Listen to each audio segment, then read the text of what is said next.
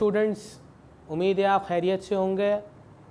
इस सेशन का टॉपिक है हेरिडिटी एंड लिविंग ऑर्गेनिज्म। आज के सेशन में हम पढ़ेंगे कि लिविंग ऑर्गेनिजम्स के जो कैरेक्टरिस्टिक्स होते हैं वो किस तरह से उस ऑर्गेनिज़म के अंदर आते हैं। ऐसा क्या उस लिविंग ऑर्गेनिज़म के अंदर होता है जो उसे उन कैरेक्टरिस्टिक्स को पोर्ट्रे करने में हेल्प करता है। क्यों ऐसा नहीं होता कि हर एक लिविंग ऑर्गेनिज़म के अंदर सेम किस्म के ट्रेड्स होते हैं। किसी का आई कलर डिफरेंट होता है, किसी का बॉडी कलर डिफरेंट होता है, किसी का बॉडी स्ट्रक्चर डिफरेंट होता है। मिसाल के तौर पे कोई कद में छोटा होता है, कोई कद में लंबा होता है, कोई जो है ना वो मोटा है, कोई पतला है, किसी की आंखों का रंग काला है, किसी की आंखों का रंग भूरा है। तो ये फ़र्क क्यों आता है? क्यों ऐसा नहीं होता कि हर एक लिविंग ऑर्गेनिज़म अलग अलग तरह के कैरेक्टरिस्टिक्स पोर्ट्रे कर रहा होता है? इसके अलावा ये कैरेक्टरिस्टिक्स की वजह क्या है, मतलब क्यों, कहाँ से, या ऐसा क्या बॉडी में हो रहा है जो ये कैरेक्टरिस्टिक्स हमें नज़र आ रहे हैं। तो आज के सेशन में हम ये पढ़ेंगे। तो अपने टॉपिक की तरफ जाने से पहले या प्रॉपर साइंटिफिक चीज़ों को पढ़ने से पहले एक छोटी सी एग्जांपल लेते हैं बिल्डिंग की। जब कोई भी बिल्डिंग की कंस्ट्रक्शन स्टार्ट होती है तो उस कंस्ट्रक्शन को स्टार्ट करने से पहले उसका एक प्लान बनाया जाता है कि ये बिल्डिंग कैसी दिखेगी या इस बिल्डिंग का शेप कैसा होगा। तो उस प्लान के अंदर ये तमाम चीज़ें मौजूद होती है। प्लान आपको पता हो शायद या ना पता हो तो मैं बता देता हूँ कि प्लान जो है ना वो पेपर शीट पर बनाए जाते हैं, आजकल तो कंप्यूटर्स पे बनाए जाते हैं। तो उस प्लान के अंदर बिल्डिंग के साइज़, शेप, तमाम इन्फॉर्मेशन मौजूद होती है। इसी तरह से जब एक लिविंग ऑर्गेनिज़म बनना स्टार्ट होता है, एक छोटे से सेल से स्टार्ट होता है लिविंग ऑर्गेनिज़म बनना, तो उसे भी एक प्लान की ज़रूरत होती है। और वो प्लान केमिकल्स की फॉर्म में होता है जिसे हम जीन्स कहते हैं। क्या कहते हैं? जीन्स। उस प्लान के मुताबिक एक लिविंग ऑर्गेनिज़म बनता है, यानी जो जीन्स उसके अंदर मौजूद होगी लिविंग ऑर्गेनिज़म वही कैरेक्टरिस्टिक्स पोर्ट्रे करेगा। अब जीन्स जो है ना वो क्या करती है, बॉडी को ऑर्डर करती है कि भाई आप इस किस्म के प्रोटीन्स जो है ना वो बनाएं ताकि बॉडी में ये वाली कैरेक्टरिस्टिक्स है। मिसाल के तौर पे जीन्स ने ऑर्डर दिया बॉडी को कि भाई जो आई कलर है वो ब्लू होना चाहिए या आई कलर है वो ब्लैक होना चाहिए, तो वो उसी टाइप के प्रोटीन बॉडी बनाएगी। बॉडी सलाहियत हर प्रोटीन बनाने की रखती है, लेकिन जीन्स उसे ऑर्डर जो करती है वो वही कलर के प्रोटीन बनाता है। अच्छा, अब जब जीन्स आपकी बहुत सारी आपस में मिल जाती हैं, चीज़ें मिल जाती हैं, तो वो क्रोमोसोम्स बनाती है, क्रोमैटिड स्ट्रैंड बनाती है, क्रोमोसोम्स बनाती है। फिर वो क्रोमोसोम्स के अंदर या जीन्स के अंदर एक चीज़ होती है जिसको हम कहते हैं डीएनए, जिसकी तस्वीर देखें मैंने यहाँ बनाई है, डीऑक्सीराइबोस न्यूक्लिक एसिड। तो ये एक समझ लीजिए एक प्लान का ब्लूप्रिंट होता है। ब्लूप्रिंट से मुराद एक प्लान होता है या एक तरह की कॉपी होती है वो, जिसके अंदर पूरी बॉडी कैसी होगी उसका प्लान मौजूद होता है। तो वो डीएनए की कॉपी हर एक सेल के पास मौजूद होती है। जैसे जैसे सेल डिवाइड होता चले आता है तो हर एक सेल के अंदर, यानी अगर हम आप अपनी बॉडी की बात करें तो there are trillions of cells in our body. तो वो ट्रिलियन ऑफ सेल्स के पास एक एक कॉपी मौजूद, एक एक नहीं हज़ारों कॉपीज़ मौजूद होती हैं वैसे तो पूरी बॉडी में, लेकिन हर सेल के पास एक एक प्लान की कॉपी मौजूद होती है जिसके बिना पर वो फंक्शन करता है। डीएनए मिलकर जीन्स बनाता है, फिर जीन्स मिलकर क्रोमोसोम्स बनाती है। तो हमें अब तक बात समझ आ गई कि आज के चैप्टर के अंदर या इस चैप्टर के अंदर हम क्या पढ़ने वाले हैं। हम पढ़ने वाले हैं कि लिविंग ऑर्गेनिज़म, जब कोई भी लिविंग ऑर्गेनिज़म कोई भी कैरेक्टरिस्टिक्स पोर्ट्रे करता है तो उसके पीछे किसी भी जीन्स का हाथ होता है। वो जीन्स क्या होता है? जीन्स एक तरह का प्लान होता है बॉडी के लिए जो उस लिविंग ऑर्गेनिज़म का स्ट्रक्चर डिसाइड करता है। देखिए फंक्शन की बात नहीं कर रहा हूँ मैं, स्ट्रक्चर की बात कर रहा हूँ। हर लिविंग ऑर्गेनिज़म के अंदर किडनी सेम फंक्शन अंजाम देती है, दिमाग सेम फंक्शन अंजाम देता है, आईज सेम फंक्शन अंजाम देती है। डिफरेंस आता है स्ट्रक्चरल। हेरिडिटी का ताल्लुक स्ट्रक्चरल डिफरेंस से है। जैसे हम बात करें कि चेहरा अलग अलग लोगों के नज़र आते हैं, चेहरे का बनावट अलग अलग होती है, तो वो स्ट्रक्चरल डिफरेंस है। ऐसा तो नहीं किसी की आंखें जो है ना वो कोई और फंक्शन अंजाम दे रही है देखने के अलावा, ऐसा बिल्कुल भी नहीं है। तो फंक्शन बिल्कुल ऑर्गन्स का या ऑर्गेनिज़म का सेम रहता है, लेकिन स्ट्रक्चरल डिफरेंस आ जाता है। तो हम देखते हैं कि किस तरह से आगे चल के कि सेल डिवाइड होता है, एक छोटे से सेल से एक बड़े लिविंग ऑर्गेनिज्म का सफ़र क्या रहता है, कौन कौन से प्रोसीजर्स होते हैं। तो आइए स्टूडेंट्स देखते हैं। स्टूडेंट्स आइए देखते हैं कि किस तरह से सेल डिवाइड होता है और किस तरह से एक लिविंग ऑर्गेनिज्म में चेंज होता है। अब तक जो हमने पढ़ लिया वो जीन्स के बारे में पढ़ लिया, भाई एक प्लान होता है, ठीक है, उस प्लान के मुताबिक लिविंग ऑर्गेनिज्म बनता है, ये भी ठीक है, लेकिन प्लान को अंजाम देने के लिए हमें मटेरियल्स भी चाहिए। जैसे हमने बिल्डिंग की मिसाल ली थी, तो बिल्डिंग सिर्फ प्लान से थोड़ी बनती है, बिल्डिंग के लिए तो मटेरियल भी चाहिए। तो इसी तरह से जो हमारी बॉडी बनाने के लिए या एक लिविंग ऑर्गेनिज्म की बॉडी को फॉर्म करने के लिए जो मटेरियल चाहिए होता है वो लिविंग सेल्स चाहिए होते हैं। लिविंग ऑर्गेनिज्म की बॉडी एक लिविंग सेल्स का मजमुआ होती है, बहुत सारे लिविंग सेल्स मिलकर एक लिविंग ऑर्गेनिज्म की बॉडी को बनाते हैं। तो एक लिविंग ऑर्गेनिज्म की बॉडी के लिए सेल्स जो है ना वो मटेरियल का काम करते हैं। जैसे बिल्डिंग बनाने के लिए मटेरियल का काम कौन करता है? ब्रिक्स, सीमेंट, सैंड, तो ये तमाम चीज़ें काम करती हैं। तो देखते हैं किस तरह से। अच्छा, वहाँ तो हमारे पास बहुत सारी ब्रिक्स होती हैं, लेकिन यहाँ अल्लाह ताला ने जो सिस्टम बनाया है वो ये बनाया है कि एक सेल एक पूरे लिविंग ऑर्गेनिज्म के अंदर चेंज होता है। वो देखते हैं कैसे होता है। तो लिविंग ऑर्गेनिज्म के अंदर चेंज होने के लिए एक सेल दो प्रोसीजर से गुजरता है, एक मियोसिस होता है, एक माइटोसिस होता है। तो सबसे पहले हम बात करेंगे माइटोसिस।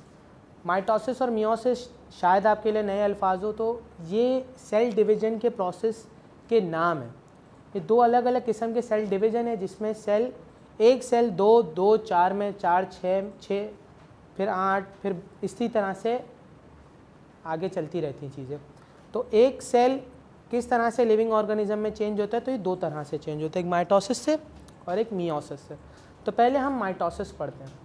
तो कोई भी सेल जब माइटोसिस के फेज़ में दाखिल हो रहा होता है तो उसके अंदर कुछ चेंजेस आती हैं, कुछ वो अपने स्ट्रक्चर में चेंज लाता है, उसके बाद वो डिवाइड हो सकता है। यानी कुछ ऐसा समझिए कि एक सेल के अंदर ही उसकी एक फ़ोटोकॉपी बन रही होती है।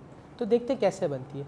तो ये कुछ इसके फेजेस हैं। जब जो सेल जो है ना वो इन फेजेस से गुजरता है तो वो एंड में कम्प्लीटली डिवाइड हो जाता है। तो सबसे पहले इसका आता है इंटरफेस, फिर आता है प्रोफेस, फिर आता है मेटाफेस, फिर आता है एनाफेस और फिर आता है टीलोफेस। फिर से रिपीट करते हैं मेरे साथ, interface, profess, metaphase, anaphase, telophase. ठीक है स्टूडेंट्स। तो अब देखते हैं कि हर एक फेज़ में सेल क्या फंक्शन अंजाम देता है और क्या उसका स्ट्रक्चर डिफरेंस आता है।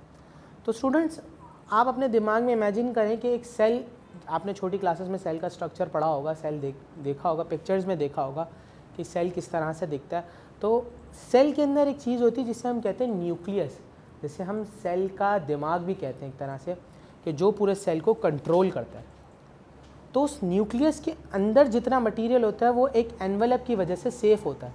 उस न्यूक्लियस के ऊपर एक एनवेलप, एक लेयर लगी हुई होती है, जिसके वजह से वो तमाम मटेरियल जो न्यूक्लियस के अंदर होता है वो सेफ़ रहता है। अब वो सारा मटेरियल बाहर आएगा तो सेल डिवाइड हो सकता है। ये सबसे पहली रिक्वायरमेंट है सेल डिवाइड होने की। तो सबसे पहले क्या होता है कि जब वो इंटरफेस में दाखिल होता है तो न्यूक्लियर एनवेलप जो है ना वो न्यूक्लियस से हट जाता है, जिससे न्यूक्लियस के अंदर जितना भी मटेरियल है वो तमाम बाहर आ जाता है। अच्छा, अब वो मटेरियल कौन कौन से होते हैं? उसके अंदर क्रोमोसोम्स होते हैं, डीएनए, जीन्स, क्योंकि हमें इन्हीं की तो कॉपी चाहिए होती है। जब हमें प्लान मिल जाएगा तो बाकी चीज़ें तो उस प्लान को फॉलो करके बन सकती है ना। तो उस तमाम जो प्लान होता है या तमाम प्लान जो मौजूद होता है हमारी बॉडी बनाने के लिए वो न्यूक्लियस के अंदर मौजूद होता है। तो वो न्यूक्लियर एनवेलप हटता है तो अंदर से क्रोमोसोम्स और दूसरी चीज़ें बाहर आ जाती हैं। अब क्रोमोसोम क्या होता है स्टूडेंट्स? क्रोमोसोम्स हमें वैसे तो माइक्रोस्कोप से, नॉर्मल माइक्रोस्कोप से नज़र नहीं आता, लेकिन जब न्यूक्लियस डिवाइड या सेल डिवाइड होने लगता है तो हम उस माइक्रोस्कोप के ज़रिए उसे देख सकते हैं। लेकिन क्रोमोसोम्स को जो है ना, अच्छा, क्रोमोसोम्स जो है ना वो कुछ इस तरह से नज़र आते हैं, एक्स की तरह। ये एक्स की तरह होते नहीं, ये पहले सिंपल कुछ इस तरह से होते हैं, फिर ये डिवाइड होने के जब स्टेज पर आते हैं तो ये डबल होके एक्स हो जाते हैं। तो इंटरफेस के अंदर क्या होता है? वैसे इसको हम सिंगल वाले को क्रोमेटिन कहते हैं,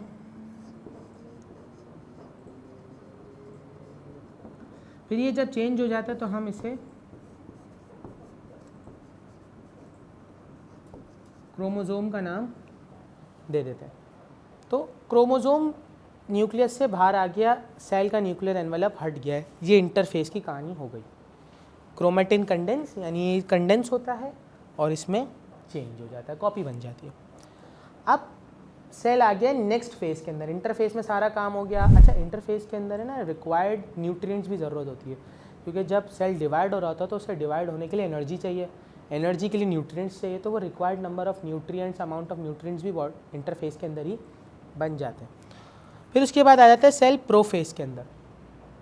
अब प्रोफेज के अंदर क्या हो रहा है, प्रोफेज के अंदर है ना फाइबर्स, धागे नहीं होते, धागे तरह का स्ट्रक्चर कुछ इस तरह से मैं आपको समझाता हूँ। ये हमारा क्रोमोजोम है, तो कुछ समझ लीजिए कि यहाँ से जो है ना वो धागे की किस्म का स्ट्रक्चर निकलना शुरू हो जाता है। ये छोटे छोटे डॉट्स हैं, ये एक हमारा सेल है अगर, तो ये धागे किस्म के स्पिंडल फाइबर्स कहते हैं, इन धागों को क्या कहते हैं, web like structure, spindle fibres, spindle fibres form हो जाते हैं। अच्छा, प्रोफेज में स्पिंडल फाइबर्स फॉर्म हो गए, इंटरफेज के अंदर क्रोमेटिन कंडेंस होकर क्रोमोजोम बन गया। अब चलते हैं मेटाफेज के अंदर। मेटाफेज के अंदर क्या होता है कि क्रोमोजोम, अब चूंकि क्रोमोजोम एक तो नहीं होता है, नंबर ऑफ क्रोमोजोम होते हैं, तो ये क्रोमोजोम का जो सेंटर यानी जो एक्स का ये जो सेंटर है ना, इससे ये स्पिंडल फाइबर्स यानी जो धागे लाइक का स्ट्रक्चर है जुड़ जाता है।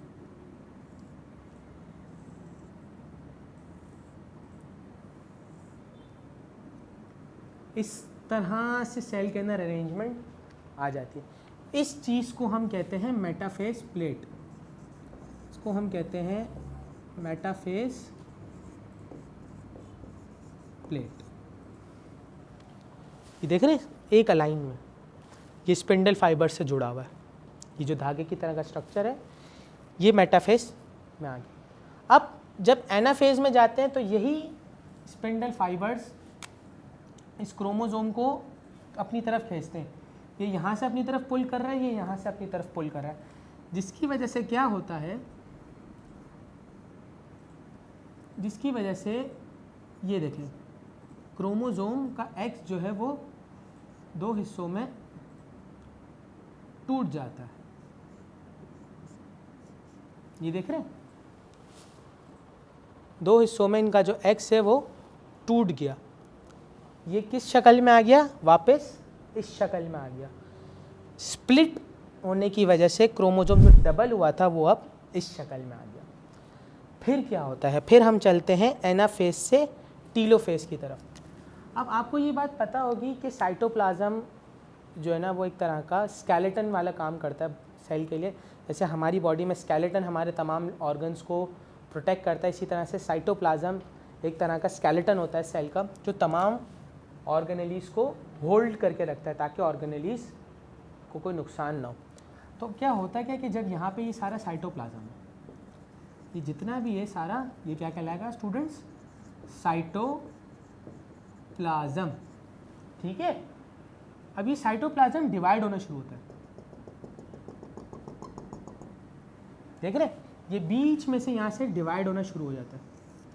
अगर ये डायग्राम आपको विजिबल है फिर अच्छी बात है, ना तो आपके स्क्रीन्स पर भी डायग्राम मौजूद होगी। तो ये डिवाइड होना शुरू हो जाता है। एक वक्त आता है कि डिवाइड होता होता होता होता ये एक तरफ चले जाता है और दूसरा सेल दूसरी तरफ चले जाता है। तो इसी तरह से इस प्रोसीजर के ज़रिए एक लिविंग सेल दो में डिवाइड हो जाता है। अच्छा, माइटोसिस के अंदर होता है क्या है कि जो सेल डिवाइड हो रहा है वो एग्जैक्ट सेम कॉपी बनाएगा। यानी जैसे अगर मैं बताऊं कि अगर ये एक सेल था, ये दो में डिवाइड हुआ,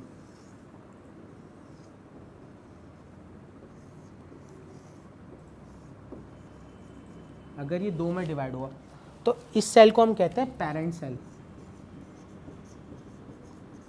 और ये जो है ना हमारे डॉटर सेल कहलाते हैं।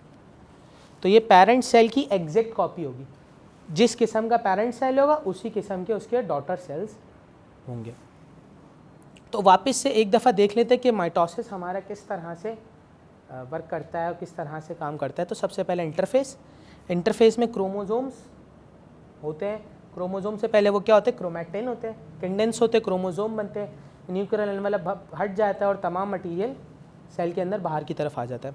फिर हम प्रोफेज में जाते हैं जिसमें स्पिंडल फाइबर्स आ जाते हैं, थ्रेड लाइक स्ट्रक्चर आ जाता है। अच्छा, प्रोफेज के बाद मेटाफेज में जाते हैं। मेटाफेज में क्या होता है, वो स्पिंडल फाइबर्स और क्रोमोसोम एक मेटाफेज प्लेट बना लेते हैं। मेटाफेज प्लेट बनने के बाद वही क्रोमोसोम स्प्लिट हो जाते हैं, यानी टूट जाते हैं। कैसे टूट जाते हैं, हाफ में टूट जाते हैं, वापस क्रोमेटिन में चेंज हो जाते हैं।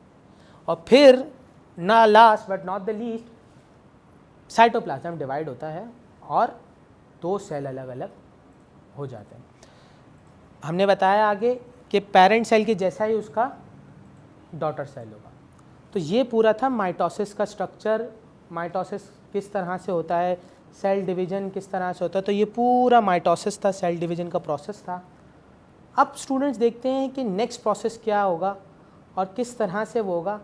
तो मैं उम्मीद करता हूँ कि आज के सेशन में आपने बहुत कुछ सीखा होगा, सीखा ना, बहुत कुछ सीखा होगा। अपना बहुत सारा ख्याल रखिएगा, अगले सेशन में मुलाकात होगी। खुदा हाफ़िज़।